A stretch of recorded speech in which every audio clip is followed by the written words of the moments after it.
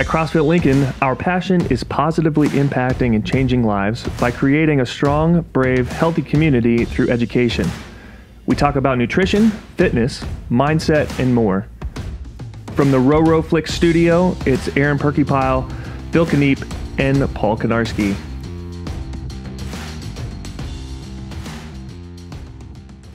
Welcome to episode 3. Today we get to talk about something that I believe it ebbs and flows in how well we do this and how well we educate each other and encourage each other to embrace scaling. So scaling is approaching a workout and attacking it the best that you can with what your abilities are. And I don't know if this happens in anybody else's classes or just mine, but sometimes I see athletes every day of the week except for that one where all of a sudden there's bar muscle-ups or ring muscle-ups or handstand push-ups or running or insert least favorite movement here, right? Or one that people can't do very well. And so I guess my first question is, why should I come to class when the class has movements that I know I can't do? Like today had bar muscle ups in the workout, so why should I come and go? I think Paul wants to start. All right, with this one. so here we go. In CrossFit, we're not training necessarily particular movements. There are lots of different movements that. Or no, I'm saying this wrong. Yeah, basically that. There are lots of different exercises that train a similar movement pattern. So if you want to go from maybe doing a seated pull-up and eventually doing a bar muscle-up, you have several steps along the way. And there are several steps that you can train that are similar movement patterns and that build upon each other that will get you to a bar muscle-up. But if you just say, well, today's bar muscle-ups, I'm not going to make it to, I can't do that movement, so there's no point in training at all today. Not the case. You can train, you can make progress, and you can do something else that will push you along that path. Yeah, that's a really good point.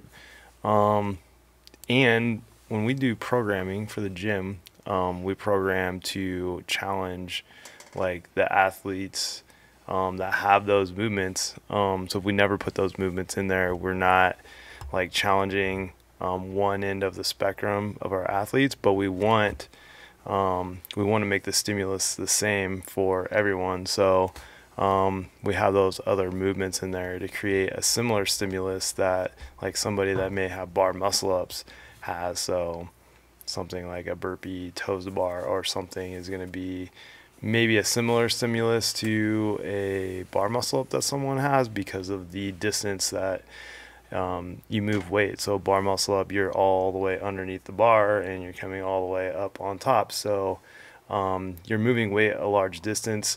So that's the reason for like a scale, like a burpee toes to bar or burpee toe raise, is that we're moving weight a long way. So you're doing a burpee, you're going all the way to the ground, and then you're jumping up, grabbing a hold of the bar, and then bringing your feet up, which is very similar to the same distance that you're moving your weight as a bar muscle up. So even though you may not have those movements, we want you to come in because you can get the same stimulus from the workout as someone that is doing bar muscle ups. What do you think, Emily? Can I skip days that I can't do the stuff in it? No, you should just come to the gym and let your community and your coach help you. I look at it as being someone who can't do all the movements, coming in and getting those movement patterns, but also athletes scale weight. So if the workout has a 200-pound squat, I can't squat 200 pounds, but they still come, they scale down the weight. So I think it's just changing that mindset of, viewing it as a weight, scaling down with a harder movement. You're still going to come, still do it, just scaling down a little bit. It's okay.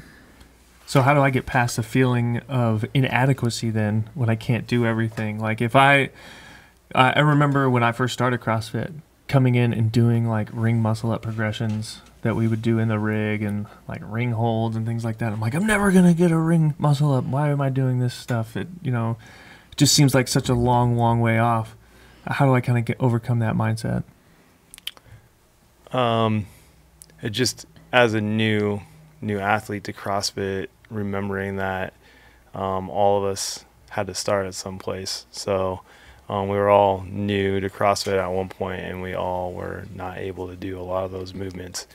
And the folks that end up getting those movements are the ones that stay consistent and come in on those days when we have those progressions and things like that, and just like trusting the process that eventually with consistency and time those things will get there. And if and just remembering that we all had to start at that one place, and those folks in your class aren't like judging you if you don't have that, and really garnish more respect from the rest of your class and the people in the community when you are consistent and you're going in there and trying those things, even maybe if you struggle with those types of things. Yeah, Emily. Thank you for raising your hand. You're welcome. No, I forget what I was going to say. All that. Okay, so I also think that it's important to remember why you're working out in the first place. My goal is not to go to the CrossFit Games. It's not to be able to do a muscle up. Yeah, that all would be cool. But we're just coming to, live longer, be healthier, be around amazing people. So think about that, I just happen to maybe someday get a muscle up. Great. But it's about the journey along the way. So. What do you think, Paul? I definitely agree. Just enjoy the next little accomplishment that you achieve, and hopefully those accomplishments build up over time to get to a farther target. But you just got to do one little accomplishment at a time. Okay. When should I scale a workout? All the time. If your coach tells you to scale a workout, you should scale a workout. Can you say that one more time? There's some folks out there that need to hear that one. Well, okay. I need to hear that sometimes. I think it was last year sometime, we had Buddy Week, and so the workouts that week were pretty simple. They were workouts that you could look at and go, well, that is basically scaled for me for what I usually do. And a lot of feedback was that that whole week of workouts was very challenging. And here's why. It's because if you do something that is maybe a little lighter, a little bit simpler, you can work a lot harder. And so on one hand, you could look at a workout and say, I don't want to scale that movement because I want to get the most out of it. I want to do the more difficult thing. And there's some value to that. And on the other hand, you could look at it and say, I'm going to scale this movement or whatever, the weight or whatever it may be, and you're probably going to get a better workout out of it because you are going to be able to move faster and more consistently and push yourself harder than you would otherwise. You can push yourself both ways, but it's not obvious you're getting a better workout by not scaling. In fact, it could be the other way around. Okay. So scale when, scale when you need to, when your coach tells you to. When in doubt, scale. Yeah. I think it's good to look at two things with scaling for yourself. One, efficiency, and two, maybe asking the coach the stimulus of the workout. So efficiency and stimulus. If you're not feeling efficient at the movement, it's okay to go lighter with the weight if you need it, or change the movement a little bit to where you feel efficient. And second, most of the workouts have some sort of stimulus intended, which is why now in our programming we write down intended stimulus. If it's supposed to be like a short anaerobic sprint style workout, those are generally 30 seconds to 2 minutes for the most part. If you're going outside of that range, we're not getting the intended stimulus of the workout or the intensity of the workout. So if a 2-minute workout is taking you 10 minutes, it's not the stimulus that we're trying to hit. If there's 95-pound thrusters in Fran and the workout's supposed to be 2 minutes and your max thruster is 100 pounds, we may want to take that down a little bit. So those would be the two things. For one, with the efficiency is safety and helping you improve on your movement so that eventually you can start doing those weights and feeling better with the way you feel. And then two, the stimulus, if you're hitting the intended stimulus, your fitness is going to gradually improve over time.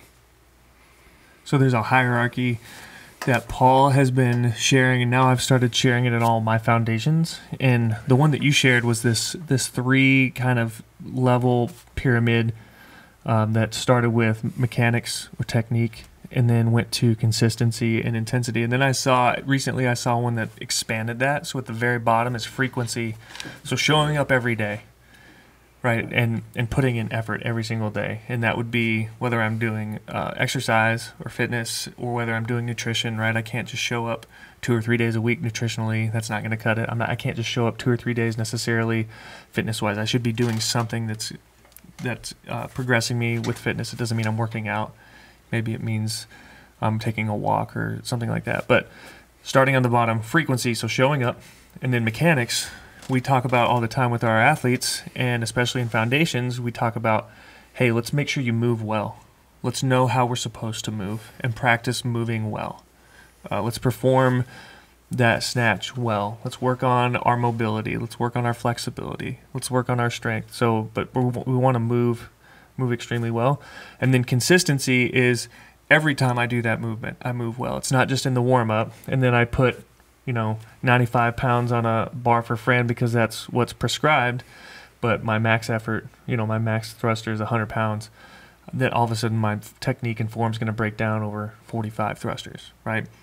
And that then moves into intensity. So I should only increase intensity, and this is going to be another podcast, but I should only increase that intensity to where I can consistently move well, right? So I'm showing up every day, I'm moving well, every rep I'm doing that, I'm moving well, and then finally that leads to virtuosity, performing, the common uncommonly well, and almost that perfection or that excellence that we strive to chase. So I encourage people, keep showing up every single day, because it's a tiny little brick in this pyramid that you're building, right? This beautiful thing that you're building towards virtuosity in your fitness journey.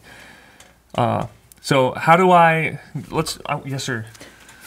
Thank you, Phil, I'm for raising pulling your hand. the hand up. And I just want to add too that, like, our coaches are trained to help you scale if needed, and that's what they're there for, is to help you out. Our coaches aren't there just to guide people through a workout or show them movements. We're there to help create a workout that's specific to you.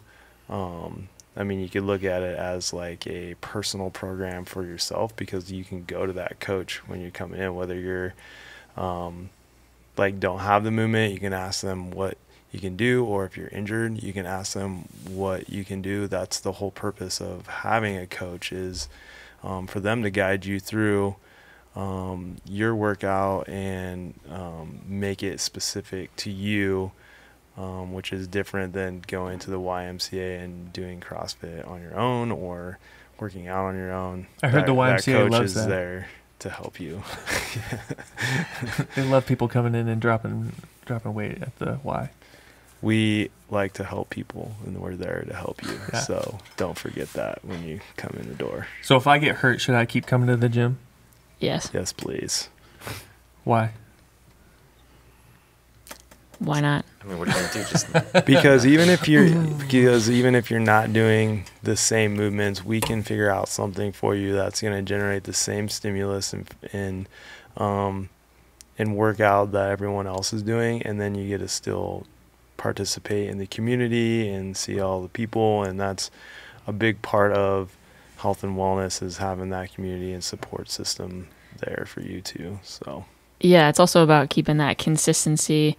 If you get injured and then just go sit on the couch for 3 weeks or something, it's a lot harder to come back in the gym. And now these people maybe have this different group that they walk with or partner up with or something. Just still come in, still be a part of that community, like Phil was saying. Keep that consistency. And if you are injured, you're probably trying to heal, and you need to be healthy to heal, and continuing to exercise and be active is going to help with blood flow and a lot of other things that are going to help you heal faster. So do it because you are injured, to be honest. Have you ever, as a coach or as an athlete in class, seen somebody doing a workout that's different or movements that are different and judged them because they're not doing the same workout as you? I've only judged them in a positive way and how proud I am that they're there. Okay. yeah, it's really cool to see someone who maybe has an injury that's coming in and working out, even though they're not able to do the same things, it's really positive and encouraging. And I think the rest of the folks in the class, that encourages them too. When you've got something going on and the movements are harder for you, but you're like refusing to quit or back down, it's pretty cool. Mm-hmm. Yeah, same here. By the time the coach says 3, 2, 1, go, and we're moving, I don't pay attention to what everyone else is doing because I can't breathe, right? I'm trying to get fitter with whatever I've decided to scale or whatever I've decided my workout is that day. So as a coach, sometimes I'll tell people, hey, it's choose your own adventure on the weight or the movement that you pick, and that's all right. The important thing is being there and actually giving it a shot. Yep. So. Absolutely. Well, that's going to close out episode number 3. Thanks so much for joining us. Thanks again to Roro Flicks Studios for hosting us on our podcast. So on behalf of Emily and Paul and Phil and myself, we'll see you next time.